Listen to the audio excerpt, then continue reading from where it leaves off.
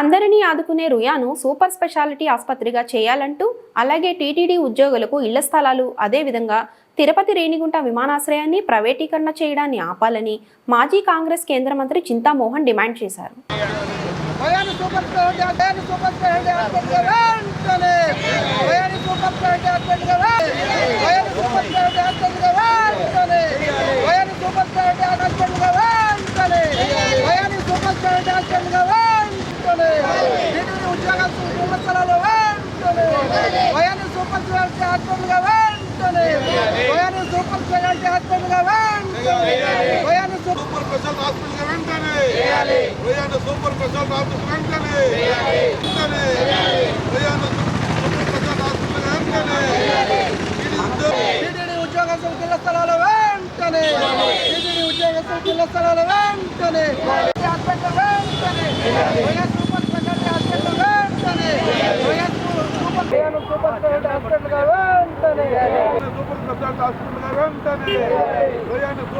పుణ్యక్షేత్రంలో తిరుపతిలో పేదవాళ్ళ పరిస్థితి భయంకరంగా ఉంది. కరోనా వచ్చిన తర్వాత ఈ మధ్యకాలంలో ఎక్కువ మందికి గుండె జబ్బులు, లివర్ జబ్బులు, మూత్రపిండాల జబ్బులు ఎక్కువగా వస్తున్నాయి. వచ్చిన వాళ్ళు చచ్చిపోతున్నారు. వాళ్లకు సూపర్ స్పెషాలిటీ వైద్యం అందటం లేదు. ఈ చుట్టుపక్కల ప్రాంతాల్లో కర్నూలులో ఉంది, గుంటూరులో ఉంది, విశాఖపట్నంలో ఉంది గవర్నమెంట్ సూపర్ స్పెషాలిటీ హాస్పిటల్. మరి తిరుపతి గవర్నమెంట్ హాస్పిటల్లో, రుయా హాస్పిటల్లో సూపర్ స్పెషాలిటీ వైద్యం లేదు. ఇది వెంటనే అందాలి. దీనికి ఒక చిన్న పరిష్కార మార్గాన్ని మేము కాంగ్రెస్ పార్టీ తరఫున చంద్రబాబు నాయుడికి, కూటమి ప్రభుత్వాన్ని తెలియజేస్తున్నాం.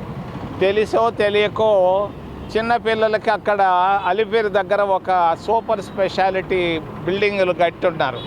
ఇంకొక 2 నెలల్లో ప్రారంభం కావచ్చు. దాన్ని వెంటనే రుయా హాస్పిటల్కి ఇవ్వాలి, గవర్నమెంట్ హాస్పిటల్కి. అందులో వెంటనే సూపర్ స్పెషాలిటీ కోర్సులు, వైద్యం వెంటనే ఇస్తే పేదవాళ్ళు చనిపోకుండా ఉంటారు. దౌర్భాగ్యంగా ఉంది ఈ ప్రాంతంలో. వెంటనే చంద్రబాబు నాయుడు ఈ ప్రాంతవాసి, ఆయనకి బాంబు బ్లాస్ట్లో ఆయనకి ఏదో జరిగితే రూయా హాస్పిటల్కే పోయాడు, ఇంకా వేరే హాస్పిటల్ పోలా. ఆయన బాధ్యత కూడా వెంటనే దాన్ని సూపర్ స్పెషాలిటీ హాస్పిటల్గా మార్చాలి. టీటీడీ వాళ్ళు కూడా ఆ బిల్డింగ్లు ఖచ్చితంగా రూయా హాస్పిటల్కి ఇవ్వాలని డిమాండ్ చేస్తున్నాం. రెండో విషయం, ఉద్యోగస్తులకి ఇళ్ల స్థలాలు, టీటీడీ ఉద్యోగస్తులకి, అర్చకులకి. దీన్ని ఏమాత్రం వాళ్ళు ఏమీ తెలియనట్టుగా నటన చేస్తున్నారు కొంతమంది. మేము ఇది నటన వద్దు, దీనికి తప్పనిసరిగా మీరు అక్కడ ఉన్నటువంటి 400 ఎకరాలు, మరి అలిపేరు నుంచి పేరూరు దాకా ఉన్నటువంటి 400 ఎకరాల్లో జర్నలిస్టులకి, అర్చకులకి, టీటీడీ శాశ్వత ఉద్యోగస్తులకి 5 సెంట్లు ఇవ్వాలని మేము డిమాండ్ చేస్తున్నాం. మరి వెంటనే ఒబెరాయికి ఇచ్చారు. మాకు తెలుసు ఎవరు ఒబెరాయి వెనకాల ఉండేది. డబ్బు ఎంత తీసుకున్నారు ఒబెరాయి వాడి దగ్గర? అంత పెద్ద భూమిని 50 ఎకరాలు ఎలా ఇస్తారా? పిచ్చోళ్ళలారా, గుడ్డోళ్ళలారా, వెధవల్లారా తిడుతున్నా. మరి మూడోది, అంతర్జాతీయ విమానాశ్రయం తిరుపతి అంతర్జాతీయ విమానాశ్రయాన్ని ప్రైవేట్ చేయాలని కేంద్ర క్యాబినెట్లో పెట్టున్నారు. వెంటనే రామ్మోహన్ నాయుడు, కూటమి ప్రభుత్వాన్ని తెలియజేస్తున్నా, తిరుపతి అంతర్జాతీయ విమానాశ్రయాన్ని ప్రైవేట్ చేయకుండా వెనక్కి తీసుకోవాలి. వెంటనే అది ప్రభుత్వ సంస్థగానే ఉండాలి. ఇది పుణ్యక్షేత్రం అని తెలియజేస్తున్నా.